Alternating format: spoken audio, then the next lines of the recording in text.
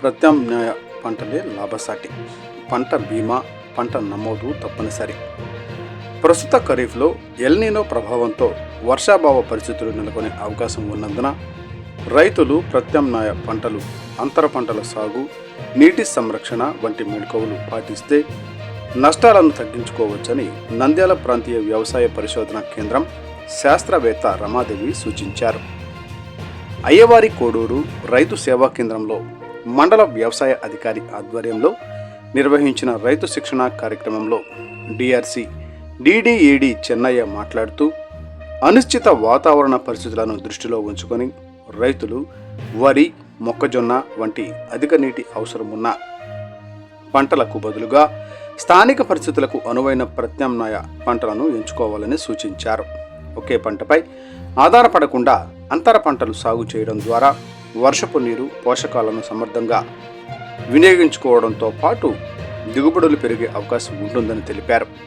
వాలుకు అడ్డంగా దున్నడం, విత్తడం వంటి పద్ధతులు నేల కోతను తగ్గించి నీటి నిల్వకు ఉపయోగపడతాయని వివరించారు. ఈ సందర్భంగా మండల వ్యవసాయ అధికారి పవన్ కుమార్ మాట్లాడుతూ, ఖరీఫ్లో సాగు చేసిన ప్రతి పంటకు తప్పనిసరిగా పంట నమోదు చేయించుకోవాలని, ముందస్తుగా పంట బీమా పొందాలని రైతులకు సూచించారు. ఈ కార్యక్రమంలో డిఆర్సి ఏఓలు వెంకటేశ్వర్లు, చంద్రశేఖర్ రెడ్డి, వ్యవసాయ విస్తరణ సిబ్బంది లక్ష్మయ్య, శ్రీనివాసరెడ్డి, జిల్లా కౌలు రైతు సంఘం అధ్యక్షులు నరసింహులు, పలువురు రైతులు పాల్గొన్నారు. చెప్పబడిన విషయం కదా. సో కొంచెం లేటు ముదురు అయ్యే కొద్దీ పిల్లలు తక్కువైతే మనకి దిగుబడి తగ్గుతుంది అనమాట. కాబట్టి దాన్ని బట్టి మీరు వెళ్ళాలన్నమాట. సో ఇప్పుడు బోర్లు ఉన్న వాళ్ళు ఖచ్చితంగా కరెక్ట్ టైంలోనే నాటుతారు కదా. 20 రోజులు, 25 రోజుల పంటని నాటుతారు. ఇలాంటి టైంలో ఇప్పుడు మీరు చూస్తే కనుక మొత్తం మనకి వర్షాకాలంలో లేదు కదా.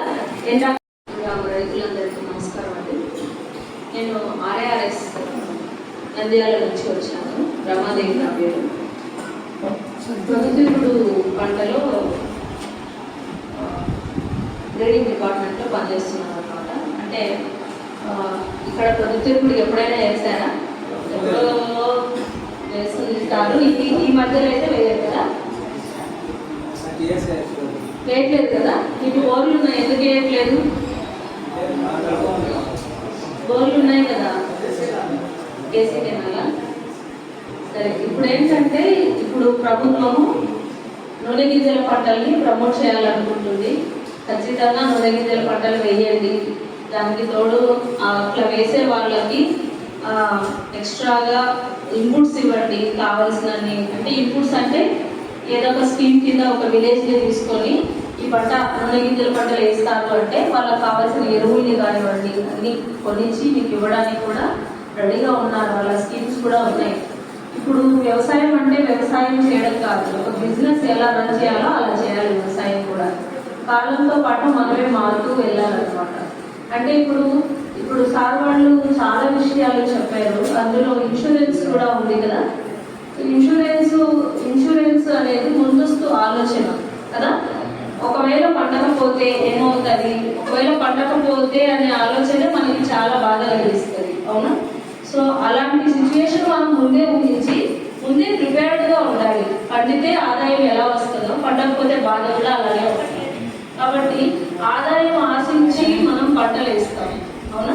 కానీ బాధ కూడా వస్తుంది. కాబట్టి ముందస్తు ఆలోచనతో ప్రతి సంవత్సరం, ఇప్పుడంటే ఎల్లినో ఉంది కాబట్టి మొత్తం మీరు సెల్లు ఓపెన్ చేస్తే చాలు, నిన్న మొన్న ఒకటే గోడ, 15వ తేదీ అయిపోయింది ఇన్సూరెన్స్, ఇంకెట్లా చేస్తాం చెప్పినారు. ఇంతకుముందు రైతు మిత్ర గ్రూపులు ఉండే 15 రోజులు 15 మంది గ్రూపుగా ఉండి దాన్ని అప్పుడే మనం పరికరాలు తెప్పించుకున్నాం.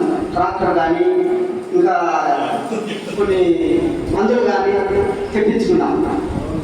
కనుక దీన్ని దృష్టిలో పెట్టుకొని మనమందరం ఈ ఒరే కాకుండా కొన్ని మనం నష్టపోకుండా మనం పైన పాఠశాలని మనం చేస్తూ ఈ అవకాశం ఇచ్చిన పెద్దలందరికీ